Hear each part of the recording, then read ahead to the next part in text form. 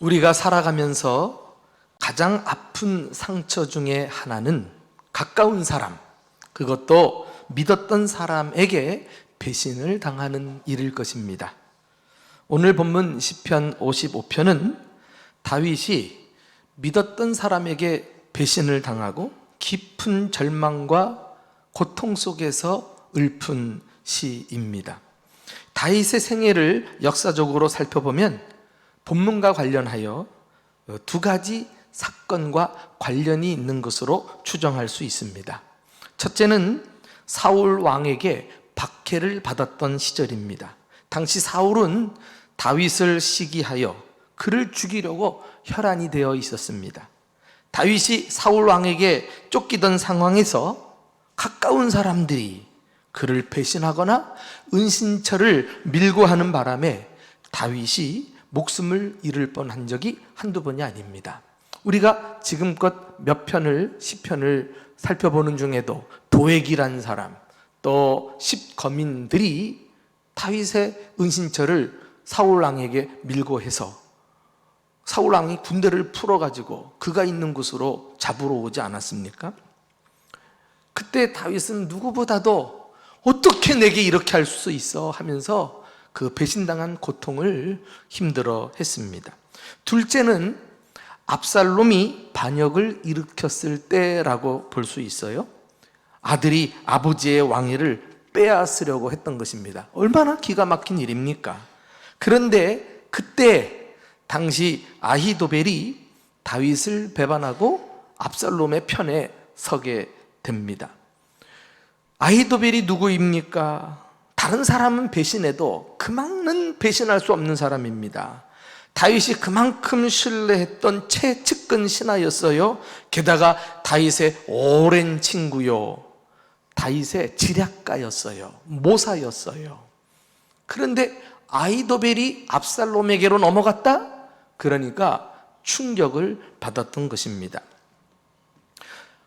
한 사람이 한 번의 배신을 당하는 것도 몹시 힘든 일일진데 다윗은 여러 번이나 여러 사람에 의해서, 그것도 가장 친한 사람들에게 배신을 당했으니까 얼마나 고통을 느꼈겠습니까?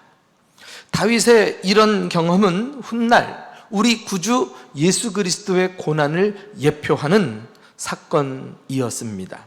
예수님이야말로 자기 민족 이스라엘에게 버림을 받으셨습니다. 죽음을 앞두고는 제자들이 예수님을 버리고 모조리 도망을 치기도 했습니다. 가장 신뢰했던 베드로가 예수님을 3번씩이나 모른다고 부인하는 일이 벌어집니다. 심지어 제자 중에서 가장 똑똑했던 가룟 유다가 은 30에 예수님을 팔아버리고 말았습니다. 이런 일들이 그냥 계속해서 다가오니까 예수님이라도 얼마나 힘들었겠어요. 십자가 사건을 앞에 두고 그 당할 고난으로 인하여 육체적으로도 힘들었을 텐데 아마도 이런 배신들로 인해서 정신적으로 힘들었을 것이 틀림없습니다. 우리는 오늘 본문을 통해서 다윗이 우리에게 보여준 바 배신의 고통을 어떻게 이겨낼 수 있는지 직접 몇 가지 방법을 함께 나누고 싶습니다. 믿는 자에게 배신을 당했을 때 첫째는 아픔을 하나님께 가져가셔야 합니다. 다윗은 배신으로 인해 느낀 불안과 고통을 하나님께 가지고 나와서 쏟아붓기 시작을 합니다. 그 내용이 첫 구절부터 나오잖아요. 자, 우리 1절부터 3절까지 다 같이 읽어보겠습니다. 시작. 하나님이여 내 기도에 귀를 기울이시고 내가 간구할 때에 숨지 마소서. 내게 굽히사 응답하소서. 내가 근심으로 편하지 못하여 탄식하오니 이는 원수의 소리와 악인의 압제 때문이라. 그들이 죄악을 내게 더하며 노하여 나를 핍박하나이다. 내가 근심으로 편하지 못하여 탄식합니다. 마음이 편하지 못하대요. 이 말은 원어에 있어서 마음으로 방황하는 것을 나타내는 표현입니다. 지금 다윗은 배신으로 인해서 온갖 염려 때문에 이 생각 저 생각을 하면서 안절부절 못하고 있는 것이에요. 한마디로 얼마나 불안정한 상태입니까? 그런데 이런 마음을 하나님께 가지고 나와서 숨김없이 이야기하고 있다는 거예요. 그리하여 다윗의 고백은 계속되고 있는데요, 우리 한번 뭐라고 이야기하는지 우리 4절부터 7절도 눈여겨서 보실까요? 같이 읽어봅니다. 시작. 내 마음이 내 속에서 심히 아파하며 사망의 위험이 내게 이르렀도다. 두려움과 떨림이 내게 이르고 공포가 나를 덮었도다. 나는 말하기를 만일 내게 비둘기같이 날개가 있다면 날아가서 편히 쉬리로다. 내가 멀리 날아가서 광야에 머무리로다. 뭐라 그랬어요? 앞서 살펴볼 때는 마음이 편하지 않습니다, 이렇게 말했던 다윗이 계속해서 내 마음이 심히 아픕니다. 마치 해산하는 산모가 아이를 낳을 때 그 내장이 뒤틀리는 듯한 이런 상고를 겪고 있는 그런 고통을 지금 나타내고 있습니다. 그만큼 마음이 아프다는 거예요. 그러면서 계속해서 그 자신의 내적인 상태를 표현하지 않습니까? 두려움과 떨림이 내게 이르렀고 사망의 공포가 내게 덮었습니다. 내가 날개라도 있다면 멀리 날아가서 이 상황을 벗어나고 싶습니다. 멀리 가서 아무도 없는 곳에서 혼자 조용히 있고 싶습니다. 지금 이런 말을 하고 있는 거예요. 다윗은 배신당한 고통으로 인해서 괴로워하다가 문득 하늘을 쳐다봤는데 날개를 치면서 날아가는 비둘기를 본 거예요. 그 비둘기가 너무 부러웠던 거 있죠. 야, 비둘기야, 너는 마음껏 날아가고 너 하고 싶은 대로 하고 있으니 얼마나 좋으냐. 꼭 내 마음도 저렇게 멀리 날아가서 아무도 상대하지 않고 혼자 있고 싶은 마음, 그것을 지금 소상하게 하나님께 말씀드리고 있습니다. 사랑하는 교우 여러분, 혹시 다윗의 마음이 지금 여러분의 마음과 많이 닮아 있다면 다윗처럼 하나님께 기도하는 법을 배울 수 있기를 축원합니다. 다윗은 사람에게 말하지 않고 하나님께 자신의 마음을 솔직하게 털어 놓을 줄 알았어요. 시편에는 우리가 왜 하나님께 우리 마음을 털어놓아야 하는지를 잘 보여주는 말씀이 나옵니다. 우리 시편 62편 8절 9절 함께 읽어보실까요? 자, 시작. 백성들아, 시시로 그를 의지하고 그의 앞에 마음을 토하라. 하나님은 우리의 피난처시로다. 아, 슬프도다. 사람은 입김이며 인생도 속임수이니 저울에 달면 그들은 입김보다 가벼우리로다. 이 구절은 짧은 두 구절인데 하나님과 사람을 비교하고 있어요. 사람은 어떤 존재입니까? 아, 슬프다. 사람은 입김에 불과하다는 거예요. 한숨, 입김이에요. 그 입김조차도 거짓으로 치장돼 있어요. 저울에 달면 입김보다 가벼운 것이 인생인데 이런 허무한 인생, 무능한 인생에게 도움을 청한들 무슨 도움이 되겠습니까? 아, 슬프다는 거예요. 그러므로 백성들아, 시시로 하나님을 의지하고 하나님 앞에 마음을 토하라. 그분은 우리의 피난처시로다. 할렐루야. 이 마음을 토한다는 것은 온갖 내 안에서 일어나는 감정들을 다 주님 앞에 털어놓으라는 거예요. 쏟아 부으라는 말씀입니다. 그래서 다윗은 오늘 시편 1절부터 자신이 믿는 사람에게 배신을 당했다는 사실을 알게 되는 순간 즉각 첫 번째 반응이 내 하나님이여 내 기도에 귀를 기울이시고 내가 간구할 때 숨지 마소서, 이렇게 하나님을 찾았던 것입니다. 다윗은 배신당한 경험을 통해서 몇 가지 알게 된 배신의 사실들을 지금 언급하고 있어요. 자, 그 내용이 12절부터 14절에 나오거든요. 우리 함께 들여다보실까요? 같이 읽습니다. 시작.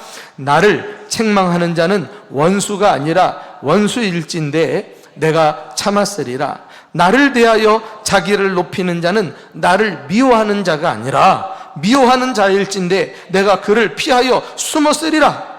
그는 곧 너로다. 나의 동료, 나의 친구요, 나의 가까운 친으로다. 우리가 같이 재미있게 의논하며 무리와 함께하여 하나님의 집안에서 다녔도다. 이렇게 다윗의 진술을 우리가 들여다보면은 이 배신에 대해서 우리가 미처 몰랐던 사실을 깨닫게 되어요. 먼저는 배신의 아픔은 가까운 사람에게서 온다는 거예요. 그는 배신한 사람이 차라리 적이었으면, 외부에 있는 사람이었으면 얼마든지 참을 수 있겠는데 가까운 친구였다는 사실 때문에 괴로워하고 있는 것입니다. 그는 곧 너로다. 나의 동료, 나의 친구요, 나의 가까운 친으로다. 우리가 같이 재밌게 의논했다. 재밌게 놀았다는 거예요. 무리와 함께하여 하나님의 집안에서 다녔도다. 심지어 한 교회 다니면서 같이 신앙생활한 사람이 나를 배신했다는 거 아닙니까? 또 우리가 이 배신에 대해서 알 수 있는 사실은, 배신은 인간의 죄악된 본성에서 비롯된다는 사실을 우리가 다윗을 통해서 배우게 되어요. 그러므로 배신을 당했을 때 우리는 인간 속에 있는 죄의 본질을 깨닫는 기회를 삼을 필요가 있습니다. 배신이란 신의를 저버리고 관계를 깨트리는 행위일진데, 이것은 하나님의 성품과 반하는 사탄마귀의 성품을 닮아 있는 죄의 특성을 그대로 보여주고 있는 것입니다. 다윗은 자신을 배반한 사람들을 보면서 믿었던 사람들조차도, 함께 교회를 다녔던 사람들조차도 그 속에 자리 잡고 있는 이런 죄성을 발견하면서 그는 배신에 대한 정체를 알게 된 것입니다. 그래서 이 내용을 계속 고백하고 있는 것이 나오는데요, 우리 한번 15절, 19절을 함께 들여다보십시다. 시작. 사망이 갑자기 그들에게 임하여 산채로 수월에 내려갈지어다. 이는 악독이 그들의 거처에 있고 그들 가운데 있음이로다. 옛부터 계시는 하나님이 들으시고 그들을 낮추시리이다.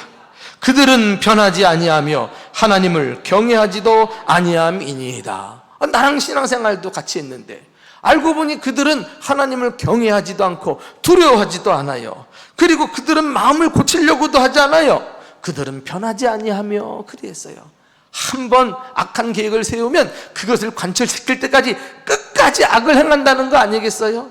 그러니까 다윗이 얼마나 이 사실을 보면서 고통스러운 나머지 사망이 그들에게 갑자기 임하고 산채로 수월에 지옥에 떨어질지어다, 이렇게까지 기도하고 있지 않습니까? 이렇게 우리는 하나님 앞에서 내 마음을 다 솔직히 드러내놓고 기도할 수 있어요. 그러나 사람에게 말하면 오히려 없던 문제도 생기고 문제가 비비꼬이고 복잡하면서 헤어나올 수가 없는 거예요. 문제를 만났을 땐 말수를 줄이세요. 사람과 연락하는 것도, 대화를 나누는 것도 자제하셔야 돼요. 그리고 골방에서 하나님을 찾으십시오. 그러면 하나님께서 우리에게 다가오시는 그 자비한 손길을 느낄 수가 있습니다.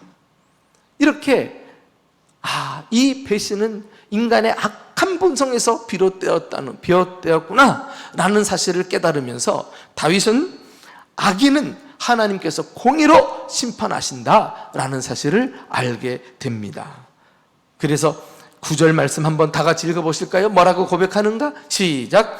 내가 성내에서 강포와 분쟁을 보아싸우며 주여 그들을 멸하소서, 그들의 혀를 잘라버리소서. 참, 어떻게 이런 기도를 드리지? 하나님께 못 드릴 기도가 어디 있어요? 응? 주님, 산채로 저들을 지옥에 떨어뜨려 버리세요. 그냥 갑자기 저들에게 죽음이 임하게 해주세요. 저들의 혀를 잘라주세요. 얼마나 그들의 이 간교한 입술로, 그들이 하는 말로 상처를 받았으면, 그들의 모함과 비방과 험담으로 힘들었으면 이런 말까지 했겠어요. 그러나 확실히 믿기는 다윗은 무엇보다도 하나님의 공의로운 성품에 의지해서 이 악인들, 하나님을 두려워하지 않는 사람들에 대한 심판을 요청하고 있는 것을 우리가 볼 수가 있습니다. 하나님은 우리 마음의 상처를 아시고 우리의 고통을 들어주셔요. 그리고 때가 되면 주님께서 역사하셔서 반드시 모든 문제를 평정시켜 주시고 공의가 드러나게 해 주시는 분이십니다. 그러므로 아픔을 억누르지 말고 하나님께 솔직히 고백해야 할 것입니다. 무엇보다도 이런 사실을 알게 되면은 이 배신은 사람과 사람 사이의 관계의 문제가 아니라 악의 뿌리인 사탄과의 영적인 문제구나. 사탄 마귀가 자기를 닮은 하수인을 이용해서 나를 배신하게 만들었구나. 이것을 영적 전쟁으로 들여다보기 시작할 때 우리는 나를 배신한 사람을 붙들고 씨름하는 이 수고를 이제 더 이상 하지 않게 되는 것입니다. 사람 붙들고 같이 싸우는 것은 어리석은 일이에요. 이것은 영적 전쟁인 것을 깨닫고 하나님 앞에 가지고 나와 하나님께 기도하면서 풀어가야 합니다. 하나님께 이 문제를 내어드려야 할 것입니다. 그러므로 우리는 세 번째 방법을 깨닫게 되는데요, 믿었던 사람에게 배신을 당했을 때 하나님을 신뢰하고 맡기셔야 돼요. 다윗을 보세요. 배신의 고통 속에서도 하나님께 가지고 나와서 그분을 끝까지 신뢰하고 문제를 내어드리는 것을 보지 않습니까? 자, 그 내용이 16절, 18절에 나오고 있어요. 우리 한번 다 같이 함께 읽어보실까요? 시작. 나는 하나님께 부르짖으리니 저녁과 아침과 정오에 내가 근심하여 탄식하리니 여호와께서 내 소리를 들으시리로다. 나를 대적하는 자 많더니 나를 치는 전쟁에서 그가 내 생명을 구원하사 평안하게 하셨도다. 할렐루야. 다윗은 본 시편을 시작하면서 하나님께 간절히 도움을 요청하는 기도를 드리지 않습니까? 그런데 본문이 전개되면서 그의 기도는 강구의 단계를 넘어서 확신에 찬 단계로 접어들면서 마지막에 이르는 것을 보게 됩니다. 어떻게 해요? 여호와께서 나를 구원하시리로다. 여호와께서 내 소리를 들으시리로다. 나를 치는 전쟁에서 그가 내 생명을 구원하사 평안하게 하시리로다. 할렐루야. 이렇게 하나님에 대해서 구원을 확신하면서 담대하게 믿음을 선포하고 있습니다. 여기 보면은 다윗도요, 대적하는 자들이 나를 치는 전쟁이라고 표현했어요. 지금 자기가 당하는 일이 그냥 티격태격 싸우는 정도가 아니라 이것은 사탄 마귀와의 영적 전쟁이다. 이 영적 전쟁에서 하나님이 나를 기어코 건져주실 것이다. 이런 확신 속에서 주님께 전적으로 신뢰하면서 맡기는 것을 보게 됩니다. 나아가서 다윗은 홀로 확신에 차서 기도한 것으로 끝나지 않고요, 청중들에게 권면하는 내용으로 오늘 시편이 마무리를 하는데요. 자, 우리 한번 22절 한번 먼저 읽어보실까요? 22절이에요. 시작. 내 짐을 여호와께 맡기라. 그가 너를 붙드시고 의인의 요동함을 영원히 허락하지 아니하시리로다. 여러분, 얼마나 우리가 잘 알고 있는 유명한 구절입니까? 이 구절이 지금 이 본문의 문맥 속에서 나오고 있는 거예요. 이 구절의 특이한 점을 발견하셨습니까? 이 구절만 따로 보면 잘 모르는데 이 본문 쭉 흐름 속에서 보게 되면은 한 가지 특이점이 나타나요. 다윗은 인칭 너를 사용해서 자신의 시를 읽고 있는 청중들에게 권면하고 있습니다. 내 짐을 여호와께 맡기라. 말하는 상대가 갑자기 바뀌어버리고 말았어요. 이러한 권면은 다윗이 자신의 경험에서 우러나온 것이었습니다. 믿었던 사람에게 배신을 당하고 보니까 이건 내가 해결할 수 있는 것이 아니에요. 다윗은 문제를 해결할 수 있는 방법을 알려주고 싶어 했어요. 왜 내 짐을 여호와께 맡기라 라고 말했을까요? 배신한 사람은 내 손을 떠난 사람이에요. 내가 어찌할 수 없어요. 죽이겠다고 달려드는데 죽기 살기로 대드는 사람을 막아낼 도리가 없는 것입니다. 왜 그렇죠? 우리는 그렇게 살지 않기 때문에 그래요. 그들과 똑같은 수준으로 내려앉아가지고 함께 멱살을 붙들고 싸울 수는 없는 거예요. 그래서 우리는 이 문제를 주님 앞에 가지고 나와서 주님께 맡겨드려야 합니다. 하나님이 이 가운데 개입하셔서 심판하시도록, 하나님의 공의가 드러나도록 우리는 맡길 수밖에 없는 거예요. 이 방법이 대단히 무력한 것 같죠? 언제까지 그냥 아무 소리도 안 하고 맡기고 있느냐? 아니요.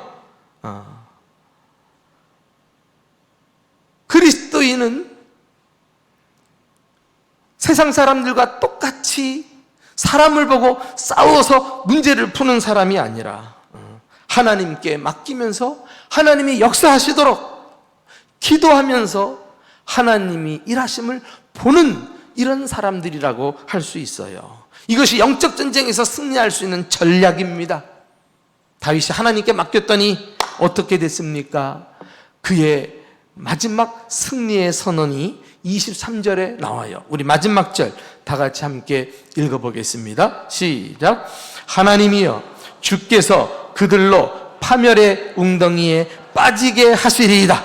피를 흘리게 하며 속이는 자들은 그들의 날의 반도 살지 못할 것이나 나는 주를 의지하리이다. 할렐루야. 얼마나 대조되는 두 운명입니까? 다윗은 배신을 당하는 고통 속에서도 나는 주님을 의지하겠습니다, 이렇게 말하는 반면에 이 악인들, 배신자들, 그들은 파멸의 웅덩이에 하나님이 빠지게 한다는 거 아니겠어요? 나는 이 웅덩이를 이 사람들이 왜 팠을까? 아마도 이 웅덩이는 자기가 죽이려고 했던 사람을 위해서 파놓은 것이 아닌가? 그런데 하나님께서 당신의 사람을 보호하시고 배반자들을 그곳에 쳐넣을 이런 심판을 다윗은 믿었던 것입니다. 여러분, 공의로우신 하나님께서 배신자들의 악한 계획이 실행되도록 그냥 놔두지 않으십니다. 하나님은 악한 자들이 자기 꾀로 망하게 하시는 분이십니다. 이 저희 얘기가 아니죠. 고린도전서 3장 19절에 보시면 하나님은 지혜 있는 자들로 하여금 자기 꾀에 빠지게 하시는 이시로다. 할렐루야. 자기 꾀에 빠지게 하시는 지혜 있는 자들, 교만한 사람을 말합니다. 자신을 의지하고 큰 소리치는 사람을 말합니다. 이 교만하면 하나님께서 자기 꾀에 빠지게 한다니까. 오늘 본문은 배신의 고통 속에서 하나님을 끝까지 신뢰하고 의지하는 다윗의 믿음을 보여줍니다. 동시에 우리에게는 문제 해결의 중요한 원리를 제공해주고 있습니다. 믿었던 사람에게 배신을 당했을 때 아픔을 하나님께 가지고 가십시오. 사람에게 가면 안 됩니다. 하나님에게만 마음을 쏟아내십시오. 배신의 현실을 인정하시기 바랍니다. 이것은 영적 전쟁입니다. 사람 붙들고 씨름하면 안 돼요. 하나님의 도우심을 구하셔야 합니다. 하나님을 신뢰하고 전적으로 맡기십시오. 그러면 공의로우신 하나님께서 개입하셔서 이 모든 불의한 상황을 바르게 잡아 주실 것입니다. 오늘 이 말씀을 마음에 새기고 우리는 하나님의 성품을 닮는 의로운 주의 자녀로서 교회 화평을 이루고 하나님을 위해 힘쓰고 또 내가 고통과 어려움 속에 들어갈 때마다 하나님을 찾음으로 승리하는 저와 여러분 되시기를 예수님의 이름으로 축원합니다.